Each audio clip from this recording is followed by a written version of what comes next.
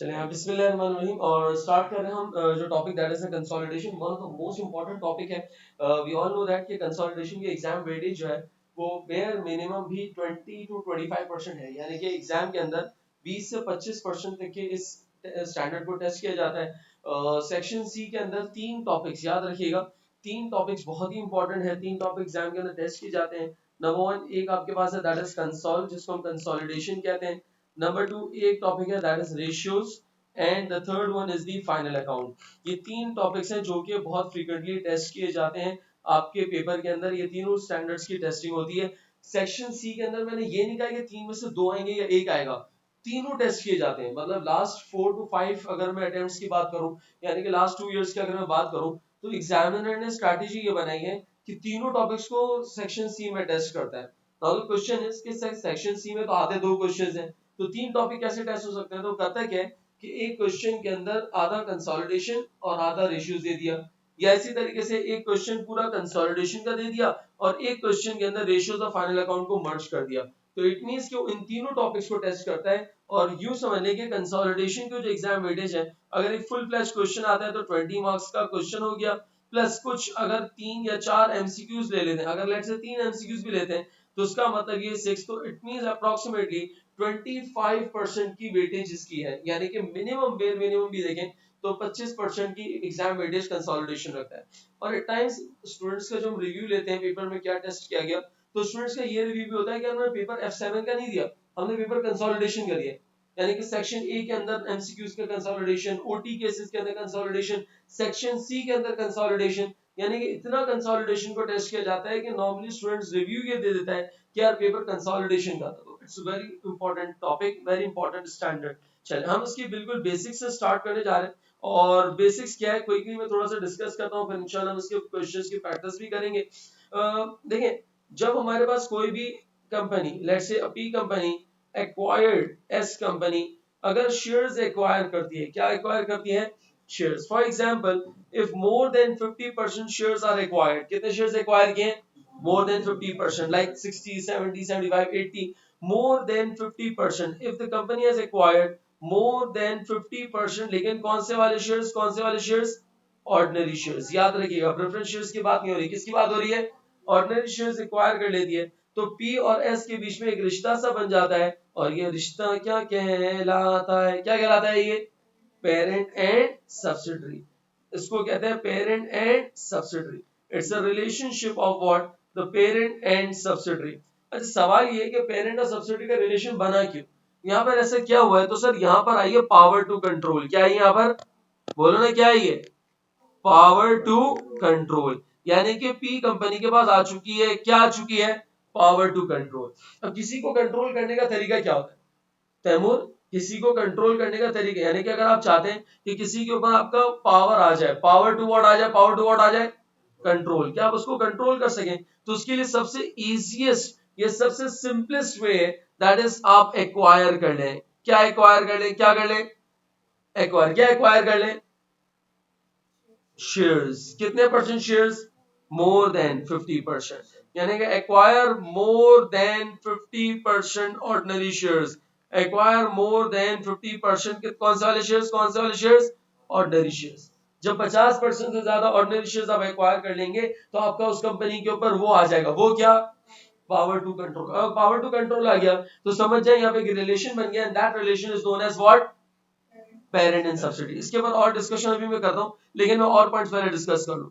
दूसरा एक और तरीका है, दूसरा एक और तरीका है इमरान भाई। दूसरा तरीका क्या है कि अगर आप किसी को कंट्रोल करना चाहते हैं तो एक काम करें, by virtue of an agreement, agreement के तहत आप वहां पर करें कि पावर, आपके पास पावर आ जाए। अगेन किस चीज की पावर आ जाए? Power to what? गवर्न। क्या गवर्न करना है? क्या गवर्न करना है? Financial and operating policies. क्या आप उसकी फाइनेंशियल एंड ऑपरेटिंग पॉलिसीज को क्या करें? गवर्न करें। दूसरा तरीका। तीसरा तरीका, एक और तरीका, वो तीसरा तरीका क्या है कि अगर आप चाहते हैं कि किसी कंपनी का कंट्रोल आपके पास आ जाए और आपके और उसके बीच में एक रिश्ता सा बन जाए, और वो रिश्ता क्या कहलाएगा? Parent and subsidiary. अगर आप चाहते हैं पेरेंट और सब्सिडरी का रिलेशन हो जाए, तो एक काम करें कि आपके पास यहां पर पावर आ जाए। किस चीज की पावर आ जाए? Power to what? अपॉइंट और रिमूव। क्या क्या रिमूव कर सकें? Majority director. ताकि आप मेजॉरिटी बोर्ड ऑफ डायरेक्टर्स आपके कंट्रोल में हो। फॉर एग्जाम्पल आउट ऑफ 7 अगर आप 5 डायरेक्टर्स अपनी मर्जी के अपॉइंट कर सकते हैं, रिमूव कर सकते हैं, इट मींस अल्टीमेटली डायरेक्टली और इनडायरेक्टली आपका उस कंपनी के ऊपर वो आ चुका है, वो क्या कंट्रोल आ चुका है, पावर टू कंट्रोल है। क्यों? देखिए मुझे पता है कंपनी के अंदर day to day decision making लेता कौन है, डायरेक्टर्स लेते हैं, और वही अगर आप अपॉइंट कर रहे हैं तो इट मींस आपका उस कंपनी के ऊपर कंट्रोल आ चुका है। क्या आ चुका है? अच्छा, चौथा तरीका क्या है? चौथा तरीका क्या है कि आपके पास मेजॉरिटी डायरेक्टर्स नहीं है, लेकिन मेजॉरिटी डायरेक्टर्स के वोट्स है। क्या है? हाँ, यानी कि आपके पास पावर है। क्या पावर है? पावर है क्या? To cast majority votes, to cast what? Majority votes. अगर आप मेजॉरिटी वोट्स कास्ट कर सकते हैं तो उसका मतलब आपके पास यहाँ पर जो है वो पावर टू कंट्रोल आ जाएगा। देखिए एक बात याद रखिएगा, कंपनी के स्ट्रक्चर के अंदर क्वांटिटी से ज्यादा वोट्स पे काउंट होता है। किस पे काउंट होता है? एक होता है क्वांटिटी, यानी कि नंबर ऑफ डायरेक्टर्स कितने हैं, एक है वोट्स कि इस डायरेक्टर के पास वोटिंग पावर कितनी है। भाई फॉर एग्जांपल मैं अकेला डायरेक्टर हूं, लेकिन मेरे पास वोटिंग पावर 80% है। कितनी है? यानी कि मेरा जो वोट है वो 80% के अगेंस्ट ट्रीट किया जाएगा। सो इट मींस कि अब मैं अकेला हूं लेकिन मेरा डिसीजन ज्यादा रेलेवेंट होगा। तो याद रखिएगा पूरी कंपनी के स्ट्रक्चर के अंदर क्वांटिटी से ज्यादा वोटिंग पावर के ऊपर जो है वो कंसीडर किया जाता है कि वोटिंग पावर कितनी है, डायरेक्टर्स की वोटिंग पावर कितनी है। फॉर एग्जांपल अगर एग्रीमेंट के अंदर है कि यार मैं सिर्फ 2 डायरेक्टर्स अपॉइंट कर रहा हूं, कितने डायरेक्टर्स अपॉइंट कर रहा हूं? 2, लेकिन उन 2 डायरेक्टर्स के पास 70% वोटिंग राइट्स होंगे। कितने परसेंट वोटिंग राइट्स होंगे? हालांकि मेजॉरिटी डायरेक्टर्स मैंने अपॉइंट, बोलो ना मेजॉरिटी डायरेक्टर्स यहां पर अपॉइंट 7 में से मेरे पास कितने डायरेक्टर है? मेरे कितने डायरेक्टर है? 2, लेकिन मैंने मेजॉरिटी डायरेक्टर्स अपॉइंट नहीं किए। लेकिन उन मेजॉरिटी डायरेक्टर्स को अपॉइंट नहीं करने के बावजूद भी दो मेंबर्स, सिर्फ 2 board of directors 70% vote cast कर सकते हैं। कितना वोट कास्ट कर सकते हैं? इसका मतलब मेरे पास कंट्रोल आ गया। क्या मेरी बात सुन पा रही है? तो ये 4 तरीके हैं जिसके थ्रू आप किसी भी कंपनी का कंट्रोल ले सकते हो। जब कंट्रोल लेंगे तो आपके और उनके बीच में एक रिश्ता सा बन जाएगा, और वो रिश्ता क्या कहलाएगा? क्या कहलाएगा? Parent and subsidy. क्या मेरी बात सुन पा रही है? तो ये हमारे पास क्या, पेरेंट और सब्सिडी बनाने के लिए हमारे पास कुछ यहाँ पर हमने कंडीशंस दी है। अब इसके अंदर शेयर्स के ऊपर कुछ बातें समझाता हूँ, गौर से सुनिएगा जरा। यानी कि जो पहला पॉइंट है इसके अंदर कुछ एक्सेप्शन है। क्या कह रहे हैं इसके अंदर कि अगर किसी कंपनी के अंदर डिसीजन लिया जाता है यूनानिमस कंसर्न की बेसिस के ऊपर। किसके ऊपर लिया जाता है? हाँ, यूनानिमस कंसर्न की बेसिस के ऊपर अगर डिसीजन लिया जाता है, यूनानिमस कंसर्न की बेसिस के ऊपर अगर डिसीजन लिया जाता है। सर यूनानिमस कंसर्न का मतलब क्या है? यानी कि मेजॉरिटी नंबर ऑफ पर्सन के ऊपर अगर डिसीजन लिया जाता है। कुछ कंपनीज ऐसी होती है, बहुत रेयर होती हैं, लेकिन वो कहती है कि यार डेमोक्रेसी, ये नहीं कि यार जुनैद ने इन्वेस्टमेंट ज्यादा की तो उसकी पावर ज्यादा होगी, इसकी वोटिंग पावर ज्यादा होगी। नहीं, कह रहा है everyone is equal. If there are let's say 7 members in a meeting, तो इट मींस हम ये देखेंगे कि यार कितने लोगों ने इसकी अगेंस्ट में वोट कास्ट किया, कितने लोगों ने फेवर में वोट कास्ट किया। लेट्स से आप 6 के 6 एक तरफ, मैं एक तरफ हो गया, मेरे पास हालांकि 90% वोटिंग राइट्स है। कितने वोटिंग राइट्स है? आप सबके पास मिला के कितने परसेंट वोटिंग राइट्स है? 10%। मैंने कहा यार मैं जीत गया। नहीं, कंपनी कह रही है कि हमारे यहाँ पे यूनानिमस कंसर्न पे डिसीजन होता है। किस पे होता है? यूनानिमस का मतलब ये कि नंबर ऑफ पर्सन पे हम देखेंगे, एक्सेप्शन है, बहुत कम होता है, लेकिन कह रहा है कि नंबर ऑफ पर्सन पे देखेंगे। सारा 90% है, मैं नहीं सुन रहा, कह रहा नहीं 6 एक तरफ, एक तरफ, इसका मतलब वो देखा जाएगा जो 6 कह रहे हैं। तो इन दैट केस मुझे बताएं क्या मेरी वोटिंग पावर्स की कोई अहमियत है? नहीं। सो इन दैट केस अगर यूनानिमस कंसर्न है तो फिर अब आपके पास मोर देन 50% आपको जो है वो पावर टू कंट्रोल नहीं देगा। क्या मेरी बात सुन पा रही है? तो याद रखिएगा, if there is a unanimous concern, if the decision is made on the unanimous concern, then more than 50% power, the more than 50% voting rights will not give you the power. यहां तक क्लियर है इसके अंदर? जी यहां तक clear है। अच्छा, फिर एक और बात, आ गए इतनी जल्दी? 15-20 मिनट बाद। अच्छा, दूसरा, सेकंड, यूनानिमस कंसेंट के बाद, यूनानिमस कंसेंट के बाद दूसरी इंपॉर्टेंट बात क्या है? दूसरी इंपॉर्टेंट बात क्या है, गौर सुनिएगा। एक और इंपॉर्टेंट बात जो यहाँ पर आईएफआरएस कहता है कि एक तो ये कि यूनानिमस कंसेंट की बेसिस पे होगा तो फिर पावर टू कंट्रोल नहीं होगा। अगर आपके पास मोर देन 50% ऑर्डिनरी शेयर्स हैं तो भी आपके पास पावर टू कंट्रोल नहीं होगा। अच्छा, अगर आपने लेट्स से कन्वर्टेबल बॉन्ड्स लिए हैं, क्या लिया आपने? बोलना क्या लिए? अरे बोलना भाई, मास क्या लिए? Thank you Taimur.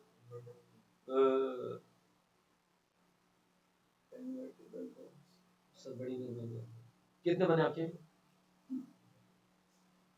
जी आपसे नहीं पूछ रहा, आप बोलेंगे सर मैं जी हाँ, क्या लिया हमने, क्या लिया हमने? मास कन्वर्टेबल बॉन्ड्स क्या होते हैं? वो बॉन्ड्स, कौन से बॉन्ड्स होते हैं? वो बॉन्ड्स, वेरी गुड। हाँ सर, वो बॉन्ड जो कि इन्वेस्टर के पास एक ऑप्शन अवेलेबल है। क्या ऑप्शन अवेलेबल है? कि वो चाहे तो या तो उससे शेयर्स में रिप्लेस कर दे, यानी कि उस बॉन्ड को शेयर्स में कन्वर्ट कर दे, या अमाउंट ले ले। At the end of the maturity the share holder will decide. लेकिन आईएफआरएस कहता है इफ द कन्वर्टेबल बॉन्ड्स, जब आप कन्वर्ट करेंगे, क्या करेंगे आप जब, और वो आपके पास मोर देन 50% ऑर्डिनरी शेयर्स में कन्वर्ट हो जाएंगे। किस में कन्वर्ट हो जाएंगे? मोर देन, हाँ, यानी कि आपने कैलकुलेट किया और आपने देखा कि यार इतने शेयर्स मुझे मिल जाएंगे कि मेरे पास मोर देन 50% शेयर्स आ जाएंगे। कितने शेयर्स आ जाएंगे? More than. तो आईएफआरएस कहता है समझो कि तुम्हारे पास कंट्रोल आ गया। If the convertible bonds are purchased and on conversion, जब मैं कन्वर्जन करूंगा, तो 50% से ज्यादा मेरी जो है वहां पर वो इन्वेस्टमेंट हो जाएगी, या 50% से ज्यादा जो है वो मेरे पास ऑर्डिनरी शेयर्स आ जाएंगे। So in that particular case again IFRS कहता है कि आपके पास उस कंपनी का वो आ चुका है, वो क्या? कंट्रोल आ चुकी है। क्या ये बात समझ आ रही है? तो ये दो पॉइंट्स अलग से याद रखिएगा। अच्छा, मजीद एक और बात मैं आपको शेयर्स के बारे में बताऊं जरा। देखिए, कंपनी के जो शेयर्स होते हैं ना, उन शेयर्स के अंदर बाज़ औक़ात क्लासेस होती हैं। क्या होती हैं? यानी कि पाकिस्तान के अंदर भी है कि कंपनी ने जो है वो आपके पास for example category wise shares बनाए हैं। एक होता है क्लास ए का शेयर। किसका शेयर होता है? एक है क्लास बी, लेट से। अब ये क्या, ये कैटेगरीज है, कैटेगरीज है। भाई आप कोई चीज खरीदने जाते हो, दो तरह की कैटेगरीज होती हैं। एक आपके पास प्रीमियम क्वांटिटी क्वालिटी का होता है और एक लोअर क्वालिटी का होता है। ऐसे ही ना, आप लोग ज्यादातर लोअर क्वालिटी का खरीदते हैं, मैं ज्यादा प्रीमियम क्वालिटी का परचेज करता हूँ। तो ऑब्वियसली मुझे एक बात बताएं कि कौन सी वाली जो आपके पास यहाँ पर क्वालिटी है जिसका रेट ज्यादा होगा? प्रीमियम क्वालिटी का। ऐसे ही ना, जाहिर सी बात है जो प्रीमियम क्वालिटी परचेज करेगा ऑब्वियसली प्रीमियम बंदा होगा, आई मीन, तो उसको रेट भी प्रीमियम देना पड़ेगा, ज्यादा अमाउंट पे करना पड़ेगा। इसी तरीके से शेयर्स के अंदर भी क्लासेस हैं। गरीब आदमी अगर फॉर एग्जांपल खरीद रहा है, तो लेट्स से उसको कहा गया कि आप क्लास ए का शेयर खरीद लें। इसमें क्या होगा? कुछ नहीं, एक शेयर आप खरीदेंगे, आपका एक वोट होगा। कितना वोट होगा? एक वोट होगा। ये class A, let's say company कह रही है हमने एक और क्लास का शेयर्स बने, एक और हमारे पास तरह की कैटेगरी है। सुनना चाहोगे? यार आप बताओ क्या है? एक शेयर खरीदोगे, एक शेयर, कितना शेयर खरीदोगे? और तुम्हारे पास 5 वोट्स के बराबर होगा। कितने वोट्स के बराबर होगा? हाँ, फॉर एग्जाम्पल क्लास ए का शेयर है। किसका शेयर है इसके पास? क्लास ए। इसका कह रहा है मेरे पास 3 शेयर्स है। कितने शेयर्स है इसके पास? मुझे बताओ, अगर 3 शेयर्स है तो उसके पास कितने वोटिंग पावर है? कितनी वोटिंग पावर है? 3। ऐसा ही है ना, एक शेयर के ऊपर एक है, तो ये कितने वोटिंग पावर है? सर इसके पास 3 वोटिंग राइट्स है, 3 वोटिंग पावर है। लेकिन अगर फॉर एग्जाम्पल मैंने क्लास बी का शेयर खरीदा है, किसका शेयर खरीदा है मैंने 10 शेयर्स खरीदे, 10। कितने खरीदे मैंने? मेरे पास वोटिंग पावर कितनी होगी? 50, 100 नहीं, 50। यानी कि 50 वोटिंग पावर होगी मेरे पास। यानी कि मैं 10 शेयर्स के अगेंस्ट में जब वोट कास्ट करूंगा, तो मेरे 50 वोट्स काउंट होंगे। कितने वोट्स काउंट होंगे? बोलो ना यार, कितने वोट्स काउंट होंगे? 50 वोट्स काउंट होंगे मेरे। ये इसको कहते हैं क्लास ऑफ शेयर्स। क्या कहते हैं इसको हम? बोलो ना यार, क्या कहते हैं इसको हम? Class of shares. तो जब भी हम शेयर्स खरीदते हैं किसी कंपनी के, तो एट टाइम्स हम ये भी देखते हैं कि हमने कौन से क्लास के शेयर्स खरीदे हैं। क्लास ए के परचेज किए या क्लास बी के परचेज किए? सर उसके वोट्स क्या फिक्स है कि 1 share is equal to 1 vote, 1 share is equal to 5 votes? नहीं, फिक्स नहीं है, कंपनी टू कंपनी वेरी करता है। एक कंपनी कह रही है कि भाई क्लास बी के जो हमारे शेयर्स होते हैं ना, वो एक शेयर जो है वो 15 वोट्स के बराबर है। कितने वोट्स के बराबर है? 15। मेरी जैसे थोड़ी याद है, 50 कर दो मेरी बला से। क्या ये बात समझ आ रही है? हेलो, यहाँ तक क्लियर है इसके अंदर? तो ये आपके क्लास ऑफ शेयर्स भी नॉर्मली मेंटेन किया जाता है। अभी हम इसकी वर्किंग भी करेंगे, देखेंगे इसको। खैर सर, व्हाट इफ कि अगर मेरी एक्विजिशन, यानी कि फॉर एग्जांपल एक कंपनी है पी कंपनी, और उसने ए कंपनी के अंदर इन्वेस्टमेंट की है, लेट्स से 40% ऑर्डिनरी शेयर्स खरीदे। कौन से शेयर्स खरीदे? अबे कौन से शेयर्स खरीदेंगे? Ordinary shares. कौन से शेयर्स खरीदे? मुझे एक बात बताए, क्या यहाँ पर पावर टू कंट्रोल है? नहीं, यहाँ पर पावर टू कंट्रोल, बोलो ना यार, यहाँ पर पावर टू कंट्रोल, बोलो यहाँ पर पावर टू कंट्रोल, अरे बोलो पावर टू कंट्रोल, बोलो यहाँ पावर टू कंट्रोल, अबे बोल पावर टू कंट्रोल, बोलना पावर टू कंट्रोल नहीं है। सर यहाँ पर क्या है, यहाँ पर क्या है सर, यहाँ पर है सिग्निफिकेंट इन्फ्लुएंस। क्या है? बोलो बोलो, क्या है सिग्निफिकेंट इन्फ्लुएंस? क्या है सिग्निफिकेंट इन्फ्लुएंस? सिग्निफिकेंट इन्फ्लुएंस के अंदर होता क्या है? सिग्निफिकेंट इन्फ्लुएंस के अंदर होता है पावर, पावर, लेकिन पावर टू कंट्रोल नहीं, बल्कि power to, very good, very good, power to participate. क्या होता है यहाँ पर? Power to participate. क्या मेरी बात सुन पा रही है? अच्छा, पावर टू पार्टिसिपेट होगा तो करेंगे। अच्छा बाय द वे, मैं एक चीज बताने भूल गया कि अगर कंसोलिडेशन, सॉरी, अगर आपके पास पेरेंट और सब्सिडरी है, क्या है पेरेंट और, तो ट्रीटमेंट क्या होगी, अकाउंटिंग ट्रीटमेंट क्या होगी? तो आईएफआरएस कहता है कि अकाउंटिंग ट्रीटमेंट ये होगी कि आपने पी और एस, क्या कहा, पी और एस के अकाउंट्स को मर्ज करना है। मर्ज क्या करना है आपने? मर्ज करना है। क्या करना है आपने? मास क्या करना है? मर्ज। क्या करना है? मर्ज। तैमूर, मर्ज। हाँ वेरी गुड। आप बताइए क्या करना है? तो सूखा सूखा मर्ज जी, क्या करना है? मर्ज। हाँ वेरी गुड, तू सही मूड रीडर करता है, वेरी गुड। मर्ज करना है सर, इस मर्ज करने को हम अच्छी अकाउंटिंग के अंदर कहते हैं कंसोलिडेट करना है। क्या करना है हमें? कंसोलिडेट करने का मतलब क्या? मर्ज करना है यार, कुछ नहीं है। पी और एस के अकाउंट्स को हम कंसोलिडेट करेंगे। क्या करेंगे हम? बोलो ना, क्या करेंगे हम? कंसोलिडेट करेंगे। और किस पे करेंगे? एट 100%। क्या कहा मैंने? हाँ, जो भी लाइन आइटम होंगे, प्रॉपर्टी प्लांट एंड इक्विपमेंट है, नॉन करंट एसेट्स हैं, करंट एसेट्स हैं, तमाम अकाउंट्स को 100% के ऊपर हम वो कर देंगे। वो क्या? मर्ज कर देंगे। क्या मेरी बात सुन पा रही है? यहाँ तक क्लियर इसके अंदर? तो पता ही चला कि पेरेंट और सब्सिडी के बीच में जब रिलेशन होगा, या पेरेंट और सब्सिडी का जब रिलेशन होगा, तो उसकी अकाउंटिंग ट्रीटमेंट होगी कंसोलिडेट करना है। क्या करना है हमें? बोलो क्या करना है हमें? चले, अब इसी तरीके से आते हैं जरा इन्वेस्ट, सॉरी, अगर फॉर एग्जांपल सिग्निफिकेंट इन्फ्लुएंस है या पावर टू पार्टिसिपेट है, इस रिलेशन को हम कहते हैं इट्स इन्वेस्टर एंड इन्वेस्टी। क्या कहते हैं इसको हम? यस, को कहा जाता है इन्वेस्टर एंड एसोसिएट। क्या कहते हैं? इन्वेस्टर एंड, बोलो ना, investor and associate. So there is a relation of investor and associate. ये जो इन्वेस्ट कर रहा है वो इन्वेस्टर है, और जिस कंपनी में इन्वेस्ट किया जा रहा है उसको कहते हैं एसोसिएट। क्या कहते हैं इसको हम? बोलो ना, क्या कहते हैं इसको हम? अच्छा, अब एक बात याद रखना, जो इन्वेस्टर और एसोसिएट का रिलेशन होगा, तो वहां पर हम अकाउंट्स को कंसोलिडेट, हाँ, नो कंसोलिडेशन, खबरदार, जो तुमने एसोसिएट कंपनी के अकाउंट्स को मर्ज किया ना बाबा ना। क्या कहा मैंने? Very good. हम मर्ज नहीं करेंगे, बल्कि हम करेंगे क्या सर? हम करेंगे क्या? हम यहाँ पर अप्लाई करेंगे कौन सी अकाउंटिंग? किसी को याद है? Equity accounting. Very good. कौन सी अकाउंटिंग अप्लाई करेंगे? और इक्विटी अकाउंटिंग में होता क्या है? इक्विटी अकाउंटिंग में होता क्या है? हम कैलकुलेट करते हैं शेयर। क्या कैलकुलेट करते हैं? किसका? एसोसिएट का। Share of associate in profit after tax. जो एसोसिएट कंपनी का प्रॉफिट आफ्टर टैक्स है, उसका शेयर हम कैलकुलेट करते हैं, and then it will be included in the consolidated PNL. दो काम करने होते हैं, एक तो एसोसिएट कंपनी का शेयर कैलकुलेट करना होता है। क्या कैलकुलेट करना होता है? एसोसिएट कंपनी का 10 मिलियन का प्रॉफिट आ रहा है। कितने का प्रॉफिट आ रहा है?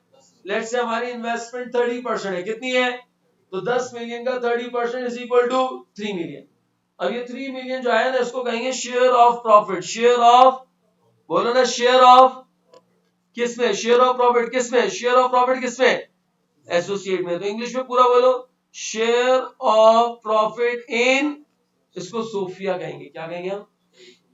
सोफिया। ये कौन है? ये कौन है? ये वेरी गुड इमरान में, कौन है ये? सोफिया। सोफिया नहीं बोलेंगे, क्या बोलेंगे हम?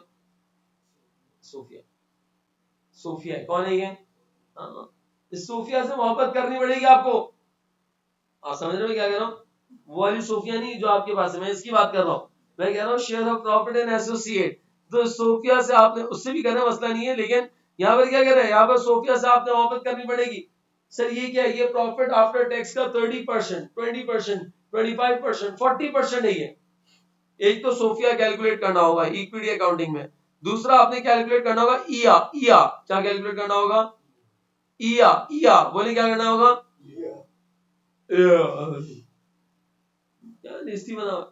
ईया। ईया। ईया क्या कहा मैंने बस? हाँ, IA stands for investment in associate, investment in, हाँ याद रखिएगा। सोफिया जाएंगी कहां जाएंगी? पीएनएल में, वेरी गुड। ईया जाएगा कहां जाएगा? ईया कहां जाएगा? बैलेंस शीट में। क्या ये बात समझ आ रही है? जी यहाँ तक क्लियर है इसके अंदर? जी क्लियर है आदत? अच्छा, जरूरी नहीं कि मैंने 40% या से कम शेयर्स एक्वायर क्यों। इन्वेस्टर एसोसिएट का रिलेशन इन तमाम पॉइंट से भी बन सकता है जो अभी हमने ऊपर डिस्कस किए थे। फॉर एग्जांपल अभी मैंने यहाँ पे लिखा था power to govern financial and operating policies, यहाँ पर क्या हो जाएगा? Power to participate. क्या मेरी बात सुन में आ रही है? यानी कि अगर आप ऑपरेटिंग और फाइनेंशियल पॉलिसीज के अंदर पार्टिसिपेट कर रहे हैं, अस्सलाम वालेकुम, हाँ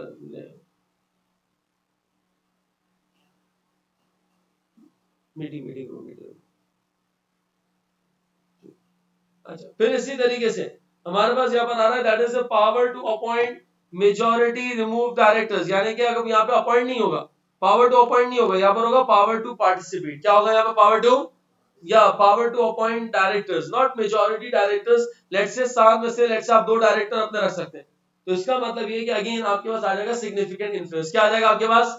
So there are certain ways through which a significant influence can be gathered. जरूरी नहीं कि शेयर्स आपने एक्वायर किए, किसी और आपके, फॉर एग्जांपल आपकी ट्रेडिंग है उस कंपनी के साथ, और उस ट्रेडिंग के थ्रू आप उस कंपनी को इन्फ्लुएंस कर रहे हैं। क्या कर रहे हैं आप? इन्फ्लुएंस करने का मतलब डिसीजन नहीं ले रहे, उसकी डिसीजन मेकिंग में पार्टिसिपेट कर रहे हैं। क्या कर रहे हैं आप?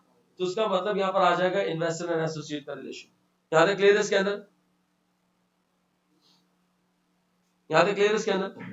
तो ये हमारे पास क्या है, ये इन्वेस्टर और एसोसिएट से रिलेटेड हमने इसके अंदर यहाँ पे डिस्कशन की। अच्छा, इसके अलावा एक और रिलेशन होता है, फॉर एग्जांपल कि अगर एक एक्स है, कौन है? तैमूर कौन है? वेरी गुड, एक्स है, होता है एक्स होते हैं ऐसा ना।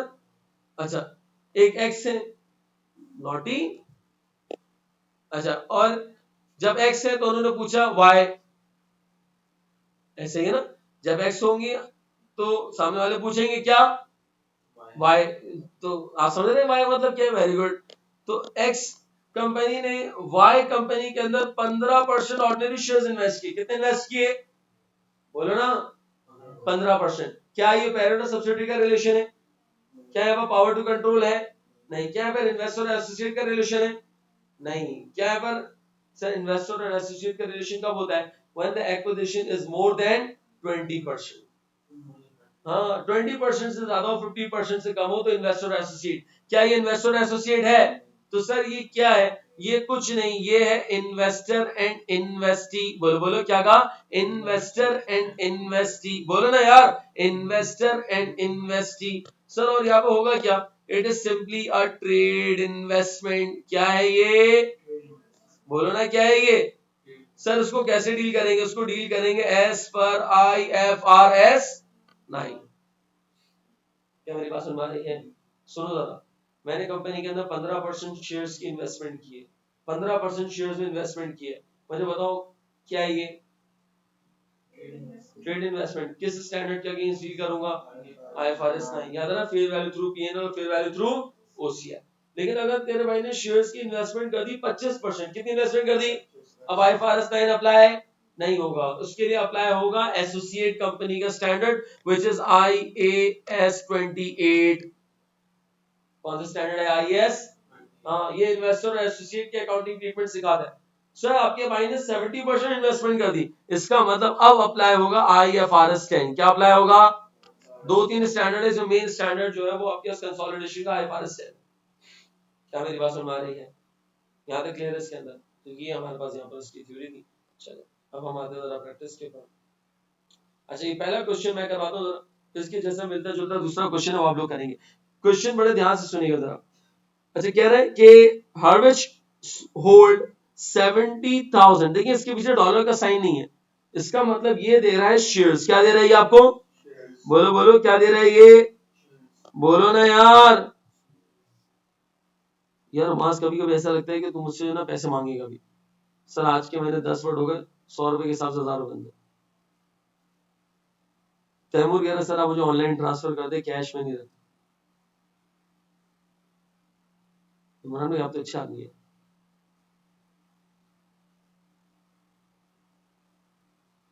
20 रुपए, 20 रुपए मेरा भाई, 20 रुपए, एक एक वर्ड के 20 रुपए। क्या लिखा भाई ये? ऐसा लालची आदमी अल्लाह माफ करे। एक वर्ड बोलने के 20 रुपए कम लग रहा है, अल्लाह माफ करे। ऐसा मेमन वाली खसलतें आपके अंदर आई हुई है अल्लाह। खसलतें आई है ना, मतलब ऐसे बिल्कुल जो। अच्छा क्या कहना, हार्वेस्ट होल्ड 70,000 शेयर्स। हार्वेस्ट ने कितने शेयर्स होल्ड किए हुए? $1 इज द पार वैल्यू। अच्छा कौन सी कैटेगरी के, कौन सी कैटेगरी है? B category. अभी ए बी सी जो भी है ना, कंपनी अपनी कैटेगरी बनाती है, इसमें हमें चिंता करने की जरूरत नहीं है। कंपनी में बता देगी कि बी कैटेगरी के शेयर्स में होगा क्या। अच्छा बी कैटेगरी के शेयर्स लिए किसमें? साल में। किसमें लिए? सॉल कंपनी में। किसमें लिए? Sol company. Very good. अच्छा कह रहे हैं these shares carry 1 vote each. क्या कहा? क्या सुनाई दिया तुम्हें तैमूर? क्या सुनाई दिया? हाँ ईच, ऐसा ही है। तो इसका मतलब मैं अभी लिख लेता हूं कि अगर कोई बी कैटेगरी का शेयर लेता है, कौन सी कैटेगरी का शेयर लेता है? तो बी कैटेगरी का एक 1 share is equal to 1 vote. एक के बदले में एक, एक के बदले में एक मेरा भाई, एक के बदले में एक। आगे चलते हैं जरा। अच्छा आगे कह रहा है फ्लेक्सिटो होल्ड 18,000 शेयर्स। फ्लेक्सिटो ने कितने शेयर्स लिए? 18,000। $1 का शेयर है। अच्छा आगे कह रहे हैं इसके बाद ए कैटेगरी के शेयर है। कौन सी कैटेगरी के शेयर है? अच्छा ए कैटेगरी के शेयर के बारे में क्या कह रहा है? The shares carry 10 votes each. Taimur क्या सुनाई दिया? Very good. तो इसका मतलब ये कि अगर कोई ए कैटेगरी का शेयर लेता है, कौन सी कैटेगरी का शेयर लेता है? ए कैटेगरी का शेयर लेता है, तो 1 share is equal to what? 10 votes. ऐसा ही है, 10 वोट्स के बराबर होगा। भारी शेयर है ये। तुम अगर एक शेयर के साथ बैठे हो, उसका मतलब तुम्हारे पास कितने वोट्स हैं? 10 वोट्स हैं। 10 के बराबर है ये। खैर आगे चलते जरा। कह रहे हैं the share capital of sell, जिसमें हमने इन्वेस्टमेंट की है, कह रहे हैं उसके पास क्या मौजूद है? कह रहे हैं उसके पास बी कैटेगरी के शेयर्स भी हैं और ए कैटेगरी के भी शेयर्स हैं। अच्छा बी कैटेगरी के शेयर्स कितने हैं? 1 लाख। बी कैटेगरी के शेयर्स कितने हैं? और मुझे बताएं बी कैटेगरी के अंदर एक शेयर के बदले में कितने वोट्स होते हैं? 1 लाख। तो अगर मैं यहां पर देखूं तो बी कैटेगरी के जो शेयर्स हैं, 1 lakh multiply by 1 is equal to, बोलो ना, is equal to 1 lakh. Sir ये 1 लाख शेयर्स हैं। 1 लाख क्या है? शेयर्स मेरे पास आ गए। यानी कि इतने वोटिंग राइट्स हैं या इतने शेयर्स हैं। ये वोटिंग राइट्स कंसिडर कर लें आप कि एक शेयर के बदले में एक वोटिंग राइट है, तो इसके अंदर टोटल कितने वोटिंग राइट हो गए? 1 लाख वोटिंग राइट्स है। अच्छा ए कैटेगरी के शेयर के बारे में क्या कह रहा है? ए कैटेगरी के शेयर्स के बारे में क्या कह रहा है? कह रहा है कि कंपनी के पास ए कैटेगरी के भी शेयर्स हैं। कितने शेयर्स हैं? 20,000। कितने शेयर्स हैं? बोलो ना। 20,000 शेयर्स है। और मुझे बताएं कि जो ए कैटेगरी का शेयर है, इसकी वोटिंग पावर कितनी है? एक के बदले में कितने हैं? 10। इसका मतलब अगर मेरे पास 20,000 शेयर्स हैं, कितने शेयर्स हैं? तो वोटिंग पावर कितनी हो जाएगी? वोटिंग पावर कितनी हो जाएगी? 2 लाख। क्या मेरी बात समझ आ रही है? तो इसका मतलब अगर देखा जाए तो सेल कंपनी के टोटल वोटिंग राइट्स या वोटिंग पावर्स कितनी है? 3 लाख। कितनी वोटिंग पावर है? यहां तक क्लियर है? इसके अंदर यहां तक क्लियर है? अच्छा अब आगे देखते हैं जरा क्या कह रहा है इसके अंदर। कह रहा है sell is a subsidiary which of the following reporting entities. कह रहा है सेल किसकी सब्सिडरी बनेगी? पहले देखते हैं जरा हार्वेस्ट ने। हार्वेस्ट ने कितने शेयर्स एक्वायर किए? कितने शेयर्स एक्वायर किए? बोलो ना यार। 70,000। कौन सी कैटेगरी के शेयर एक्वायर किए? और जिसमें एक वोट की पावर के, एक शेयर की पावर कितनी है? 1 वोट। इसका मतलब यह है कि हार्विच ने 70,000 के ही शेयर्स एक्वायर किए। सही कह रहा हूं मैं? लेकिन total number of voting rights is, total number of voting right is 3 lakh. Total number of voting right is multiply by 100। देखिए कितना आ रहा है? 70,000 divided by 3 lakh multiply bye 100। देखिए कितना आ रहा है?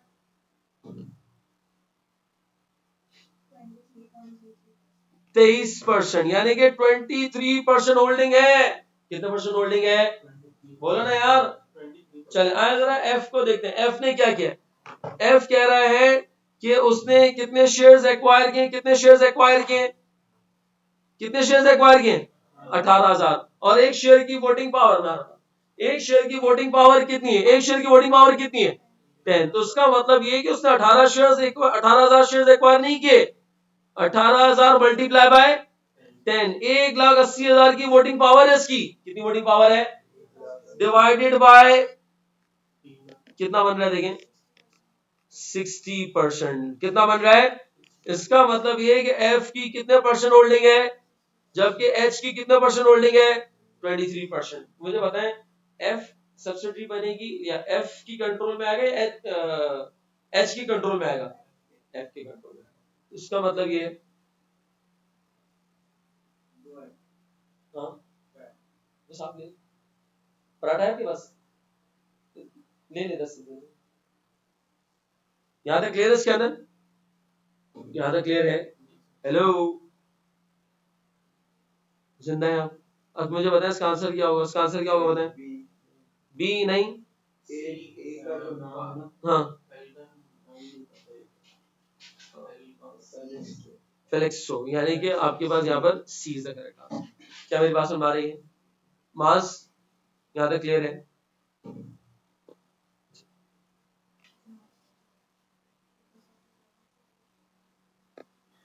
अच्छा ये हमने क्वेश्चन नंबर 1 किया, अब आप देखते हैं जरा इसके जैसे ही बिल्कुल सेम क्वेश्चन नंबर 2 है, ये आप लोग खुद से ट्राई करेंगे, शाबाश जल्दी से ट्राई करें जरा। और मुझे बताएं कि इसमें कौन सी आपके पास जो है जो कि पैरेंट और सब्सिडी का रिलेशन क्रिएट करेगा, इनमें से कौन सा है जो पैरेंट और सब्सिडी का रिलेशन क्रिएट करेगा।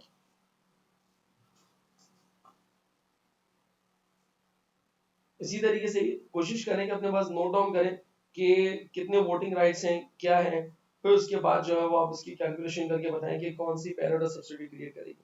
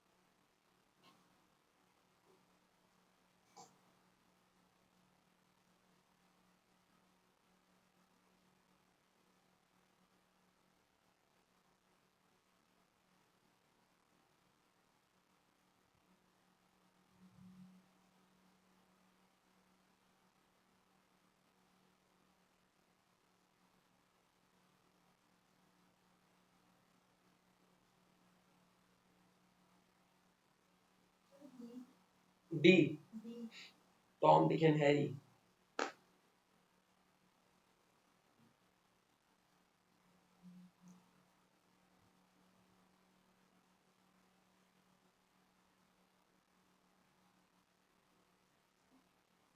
जी किया किसी ने, मास,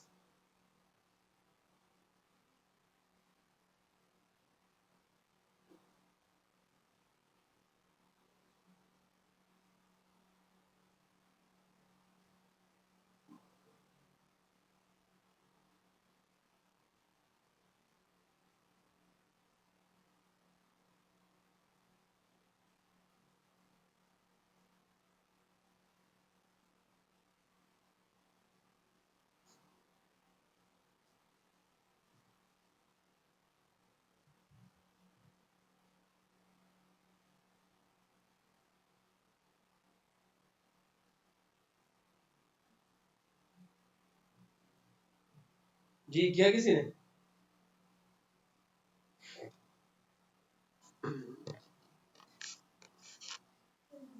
डी, बोथ ऑफ देम। अच्छा देखते क्या कह रहा है इसके अंदर। कह रहा है कि Sam has share capital of 100000 split into 2000 shares A ordinary, यानी कि ए ऑर्डिनरी शेयर्स हैं, यानी कि ए कैटेगरी के ऑर्डिनरी शेयर्स हैं 2000 एंड 8000 जो है वो बी ऑर्डिनरी शेयर्स हैं, यानी कि बी कैटेगरी के शेयर्स हैं वो 8000 है और ए कैटेगरी के शेयर्स हैं दैट इज 2000 शेयर्स हैं। ये सैम कंपनी के पास मौजूद है। ईच एक ordinary shares has a 10 voting rights. Okay, यानी कि अगर हम देखें तो ए कैटेगरी के जो शेयर्स होते हैं उसके अगेंस्ट में कह रहा है कि one share is equal to कितने वोट्स? 10 वोट्स। ऐसा ही है, ऐसा ही है। और बी कैटेगरी के जो शेयर्स हैं उस पे क्या कह रहा है देख लेते हैं जरा। One share is equal to, यार एक है इसके अंदर एंटी वगैरह को दे दिया। अच्छा, इसी तरीके से एक सॉरी बी कैटेगरी के जो शेयर्स हैं उसके अंदर कह रहा है कि one share is equal to one vote, ये लिखा हुआ है, यानी कि एक शेयर के बदले में एक ही वोट होगा। One share is equal to one vote, एक के बदले में एक। अच्छा, ये हमारे पास यहाँ पर क्या गया दैट इज अ क्लास। ये दो क्लासेस हैं, ए के अंदर एक शेयर 10 के बराबर है और बी के अंदर एक शेयर 1 के बराबर है। Both classes of shares are the same rights to dividend and liquidation. Okay, Tom owns 1500 A ordinary shares in Sam, यानी कि टॉम ने कितने शेयर्स एक्वायर किए? 1500 शेयर्स एक्वायर किए, लेकिन कौन सी कैटेगरी के एक्वायर किए? ए कैटेगरी के एक्वायर किए। ऐसा ही है। अच्छा, इसी तरीके से डिक ओन 6000 बी कैटेगरी के शेयर्स। डिक ने कितने शेयर्स एक्वायर किए? 6000, लेकिन कौन सी कैटेगरी के एक्वायर किए? बी कैटेगरी के। अच्छा, पहले हम देख लेते हैं कि इसके number of shares, number of voting powers बनते कितने। सैम के पास जो टोटल $10,000 का था, 2000 ए ऑर्डिनरी शेयर्स, यानी कि मल्टीप्लाई बाय 2000, सही कह रहा हूं मैं? कितना बन जाएगा ये? 20,000। और बी कैटेगरी के शेयर्स कितने? 8000। So multiply by 8000 multiply 1 is equal to, तो total number of voting powers कितनी है? 28,000। नाउ लेट्स सी कि टॉम ने कितने शेयर्स एक्वायर किए हैं। टॉम ने कितने शेयर्स एक्वायर किए हैं? तो टॉम ने कह रहा है कि 1500 शेयर्स एक्वायर किए ए कैटेगरी के, और ए कैटेगरी के शेयर्स की वोटिंग पावर कितनी है? 10। तो इसका मतलब 15,000 वोटिंग पावर एक्वायर किया divided by 28,000, so this will make 53%। चले, अब आते हैं जरा डिक का देखते हैं जरा। डिक डिक क्या कह रहा है? डिक ने कितने शेयर्स एक्वायर किए? 6000। कितने शेयर्स एक्वायर किए? और 6000 कौन सी कैटेगरी के एक्वायर किए? B category. तो 6000 multiply by 1 is equal to divided by 28,000, कितना आ रहा है? 21%। इसका मतलब पेरेंट और सब्सिडरी किसकी बनेगी? टॉम की बनेगी। ऐसे ही टॉम और सैम की बनेगी, और कंसोलिडेशन भी टॉम और सैम की होगी, यानी कि Tom only B is the answer. क्या मेरी बात समझ में आ रही है? यहाँ तक क्लियर है इसके अंदर? हाँ, डिक के साथ अगर हम देखें तो डिक के साथ ये रिश्ता क्या कहलाएगा? एसोसिएट। क्या मेरी बात समझ में आ रही है?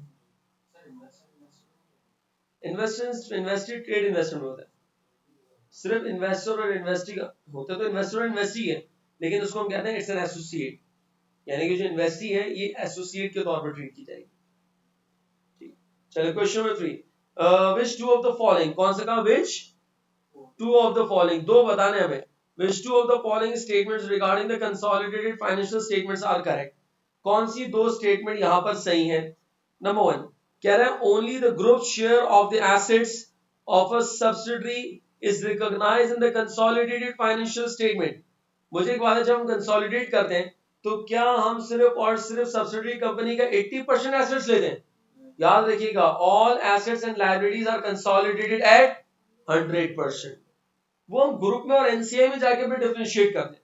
अभी फिलहाल हम 100% के ऊपर यहाँ पर करेंगे, it means option A is not correct. अच्छा, कह रहा है अंडर इक्विटी अकाउंटिंग, कौन सी अकाउंटिंग?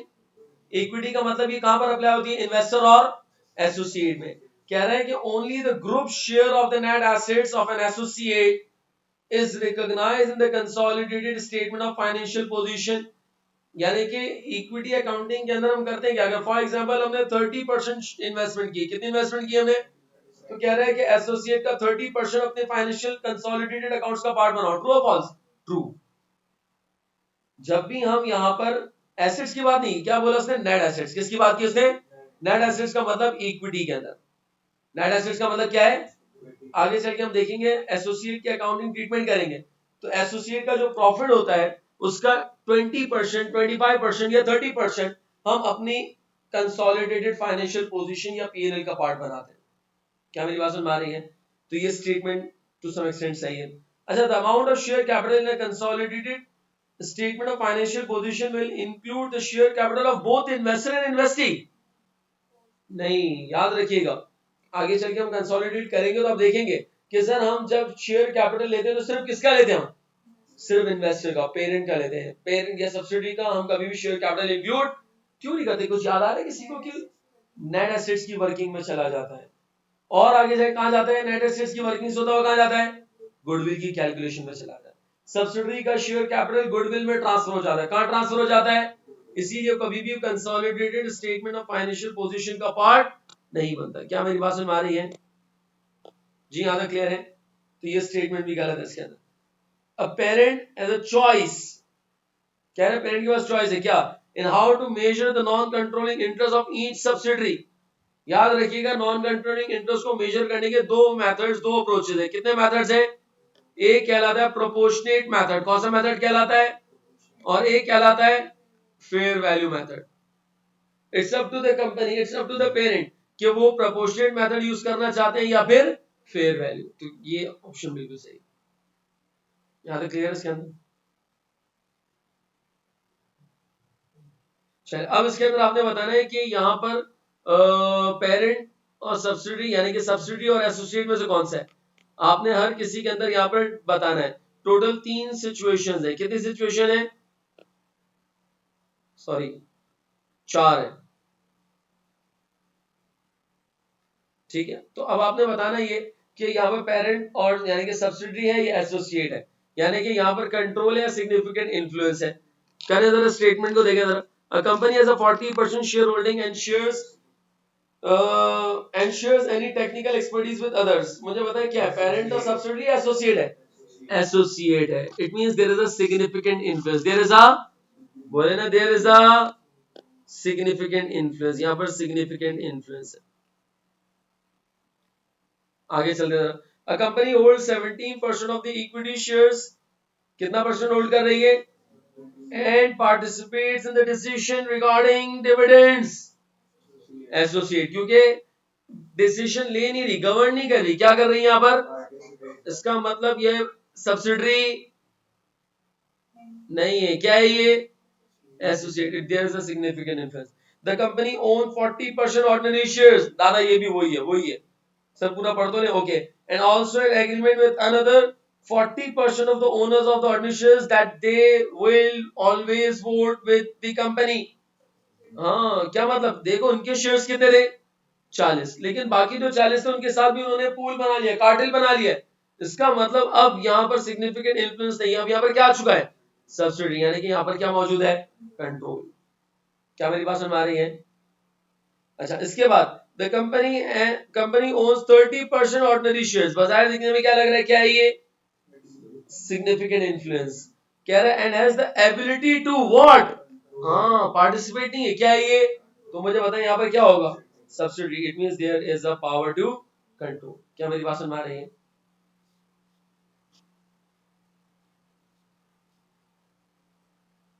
सबर करो, सबर करो। चलिए, यहाँ पर आपने पेरेंट और सब्सिडी का रिलेशन बताना है। 3 आपके पास यहाँ पर कंपनीज है, बताना है कि कौन सी कंपनी है जिसका प्रीसी कंपनी के अंदर कंट्रोल मौजूद है। आपने बताना है अकाउंटेड फॉर सब्सिडी, सब्सिडी के बारे में बताना है।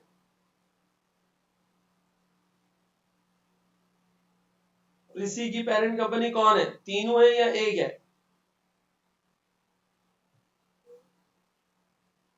ए है।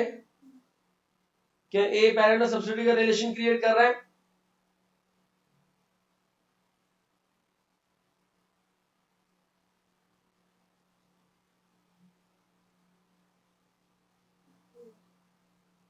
जी मैम, सर ये है मैम, थैंक यू।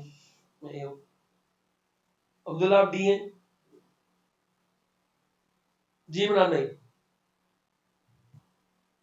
आप यानी कि ऑप्शन ए कह रहे हैं, ऑप्शन ए 1 and 2 दोनों सब्सिडीज है आपके पास, यानी कि गिलबर्गी और ग्रोव भी। जी मास, your experts opinion. E 1, 2 and 3 तीनों सब्सिडीज हैं। जी इमरान भाई।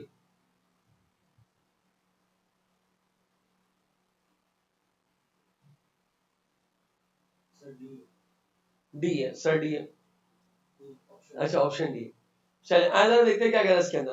कह रहा है which of the following could be accounted as subsidiary, यानी कि कौन सी है कि जो आपके पास सब्सिडरी ट्रीट की जाएगी in the consolidated statements of प्रीसी कंपनी। कह रहा है प्रीसी company currently owns 40% of the share capital of the Gilbert company and holds option to purchase another 20% which it can exercise immediately। क्या ये सब्सिडी क्रिएट कर रहा है? यस, अभी मैंने बताया था कि कन्वर्टेबल बॉन्ड हो या किसी भी रीजन की वजह से अगर आपको मोर देन 50% शेयर्स में कन्वर्ट हो जाए तो उसका मतलब ये पेरेंट और सब्सिडी का रिलेशन क्रिएट कर रहा है। अच्छा फिर देखते हैं, प्रीसी कंपनी ओन 60% ऑफ द ग्रोवू company and has appointed the majority of the voter title. क्या ये आपके पेरेंट और सब्सिडी का रिलेशन क्रिएट कर रहा है? यस बिल्कुल कर रहा है। तो इसका मतलब ये दोनों आपके पास पेरेंट और सब्सिडरी का रिलेशन क्रिएट कर रहे हैं, ये दोनों पेरेंट और सब्सिडरी का रिलेशन क्रिएट कर रहे हैं। फिर आगे कह रहे हैं प्रीसी ओन 80% ऑफ रॉच कंपनी। कितना परसेंट शेयर्स एक्वायर किए? अच्छा roach company is a loss making company. कौन सी कंपनी है? नालायक है। क्या है? होता है अक्सर आपके घर में भी होगा, एक कोई ना कोई बिल्कुल स्क्रैप होगा, बिल्कुल इसकी कोई वैल्यू नहीं होगी, वो आप भी हो सकते हैं ऐसे ही, या आपके कोई भी सिबलिंग्स वगैरह भी हो सकते हैं। क्या कर रहा है, मतलब अब्बा बोलते हैं उसको लेकर ही नहीं जाना दावत में, ये मुंह काला करवा के ही आएगा, मुंह में नस्वा और गुटका मावा वो 4 लोगों के बीच में आगे बेइज्जती करवाएगा। किसका बेटा? सलीम भाई का बेटा। अबे भाई सलीम भाई बदनाम हो रहा है। तो उसका मतलब ये है कि कह रहा है कि it's a loss making company, it's a loss making company है, 4 लोगों के बीच में जाके नुकसान करवा रहा है। क्या कह रहा है? पीसी कंपनी ने क्या डिसाइड किया? Is considering selling it. शाबाश, तुझे तो बाट वाले में दे दूंगा, सॉरी। तो विथ नो ऑफेंस, ठीक है।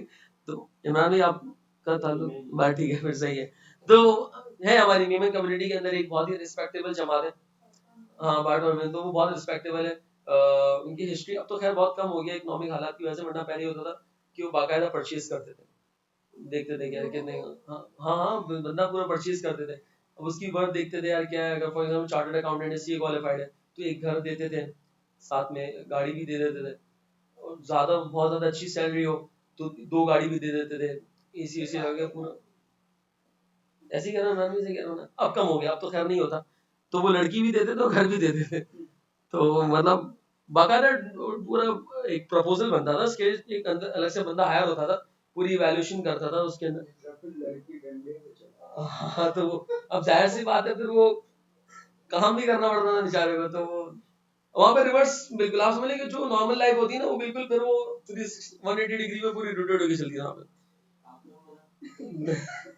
नहीं नहीं नहीं, मैं ऐसे ही बता रहा हूँ। तो खैर, तो यहाँ पर ऐसे क्या कह रहे हैं कि हम उसको बेच देंगे, यानी कि बाट, सॉरी मैं बोल रहा हूँ कि यहाँ पे क्या करेंगे, PC company considering selling it in the new future, कह रहा हम बेच देंगे, हम देखो आईए फारस ने क्लियरली बताया था, क्या बताया था क्लियरली, कि लॉस मेकिंग की वजह से तुम उसको अपनी कंसोलिडेशन में से बाहर नहीं कर सकते नियर फ्यूचर में। आगे चल के आप आईएफआरएस 5 पढ़ेंगे ना, वहां पे कहते हैं कि जब आप हेल्ड फॉर सेल कर रहे हैं, क्या कर रहे हैं आप, ये भी हेल्ड फॉर सेल नहीं है, हेल्ड फॉर सेल का मतलब है दादा एज इफ अभी के अभी सेल कर बाबा, एज इफ बेचूंगा, नीयत की है, अल्लाह करे कि बिक जाए, इमाम साहब ने तस्बीहात दी है, वो अबे भाई as if ready to sell होना चाहिए, क्या होना चाहिए, हाँ अभी के अभी अगर कस्टमर आ जाए तो बोले ले जाओ, ले जाओ ले जाओ, अभी आ जाए सुसर जी कह रहे हैं तैमूर दे दो, ले भाई ले, तैमूर के साथ मास फ्री, ये भी ले जा, मतलब वो वाली कंडीशन। इन नियर फ्यूचर का मतलब है फ्यूचर में बेचूंगा, फ्यूचर में नहीं, एज इफ कंडीशन पे अवेलेबल फॉर सेल होना चाहिए। इसका मतलब ये है, इसका मतलब ये कि जो रॉच कंपनी है ये भी आपकी सब्सिडरी में फॉल करेगी। तो क्या आंसर होगा इसका? क्या मेरी बात समझ आ रही है? चले इसको देखते जरा। An investor company assesses control to determine whether or not it is a parent of an investee company. यानी कि हम बहुत सारे फीचर्स देखते हैं ना कि इन्वेस्टर और इन्वेस्टी पेरेंट एंड सब्सिडी का रिलेशन है या नहीं है, याद आ रहा है? पावर टू कंट्रोल देखते हैं, government financial and operating policies देखते हैं.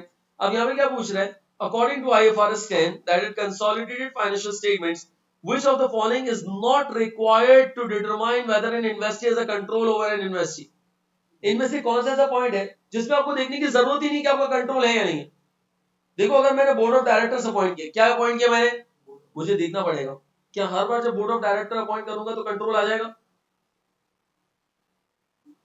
मैंने बोर्ड ऑफ डायरेक्टर अपॉइंट किए तो क्या कंट्रोल मेरे पास हर बार आ जाएगा? क्या देखना पड़ेगा? वोटिंग राइट्स देखने पड़ेंगे या मेजॉरिटी देखना पड़ेगा? सर एक आपके भाई ने बोर्ड ऑफ डायरेक्टर अपॉइंट कर लिए, अच्छा कितने अपॉइंट किए? 7 में से 1 अपॉइंट किया, क्या कंट्रोल है? भाई देखना पड़ेगा मेजॉरिटी है या नहीं है. Number 2, sir board of director आपके भाई ने अपॉइंट कर दिए, कितने? 2.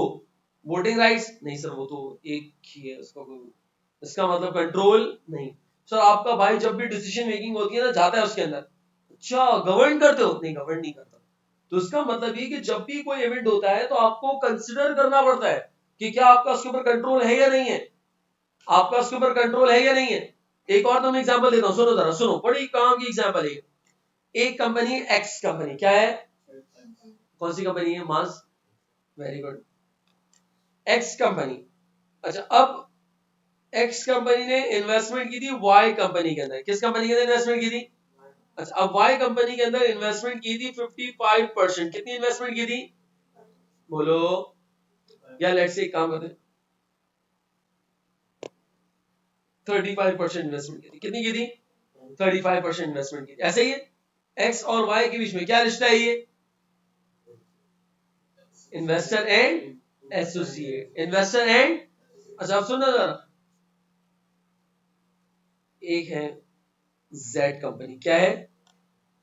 क्या है?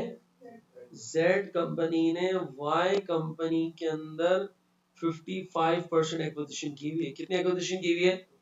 आप क्या कह रहे थे कि मेरा भाई के ऊपर सिग्निफिकेंट इन्फ्लुएंस है. आपका भाई उनको सिग्निफिकेंट इन्फ्लुएंस करेगा. आपका भाई इसके ऊपर पावर टू पार्टिसिपेट रखता है. ओ भाई, आपको पता है कि वाई के ऊपर जेड का क्या है? आप वाई के ऊपर जेड का क्या है? कंट्रोल आ चुका है. क्या आ चुका है? बेटा आपका खाली वहम था वो. कंट्रोल तो जेड के पास है. कंट्रोल किसके पास है? हाँ, कंट्रोल तो जेड के पास है. जुबैर के पास कंट्रोल है. यास्मीन, सॉरी, शरा, तो अब जुबैर, जेड का कंट्रोल है. मुझे बताओ कि अगर यास्मीन, वाई किसी और के कंट्रोल में है तो क्या आपका इन्फ्लुएंस रहेगा वहां पर? नहीं रहेगा. Very good, be practical. Sir ऐसे नहीं हो, अबे कुछ नहीं है भाई, सिर्फ और सिर्फ वो तुम्हारे मैसेज रीड कर रहे हैं. सुनते किसकी है वो? जेड की. Very good. क्या मेरी बात समझ आ रही है इसके अंदर? इसका मतलब यहाँ पर आईएफआरएस क्या कहता है? ऑल्दो यू हैव 35%, लेकिन माजरत के साथ तुम्हारा इसके ऊपर कोई सिग्निफिकेंट इन्फ्लुएंस नहीं. There is no associate. There is, हाँ. तो इसका मतलब ये कि आप ये बोलो कि मेरे पास पावर टू गवर्न है. क्या है मेरे पास? पावर टू गवर्न है. लेकिन दादा 80% एक्विजिशन किसी और के पास है. अपनी गवर्नेंस अपने पास रखो. बात सुन मारिस के अंदर. अच्छा, अब यहाँ पे क्या पूछ रहे हैं? इनमें से कौन सा ऐसा रीजन है कि जिसमें आपको कंसिडर करने की जरूरत ही नहीं है? मतलब ये हो जाए तो समझ लो कंट्रोल आ गया. पता है कौन सा होगा इसके अंदर? सी, दैट इज एक्विजिशन ऑफ 50% और मोर शेयर कैपिटल. यानी कि ये वो कंडीशन है कि जब आपने 50% से ज्यादा शेयर्स एक्वायर कर लिए अंडर नॉर्मल सर्कमस्टांस, अनलेस कि यूनानिमस कंसेंट वाली बात हो. याद आ रहा है? ऐसे ही है. अगर आपने 50% ऑर्डिनरी शेयर कैपिटल से ज्यादा एक्वायर कर लिया, इट मींस कि आपका उस कंपनी के ऊपर क्या आ चुका है?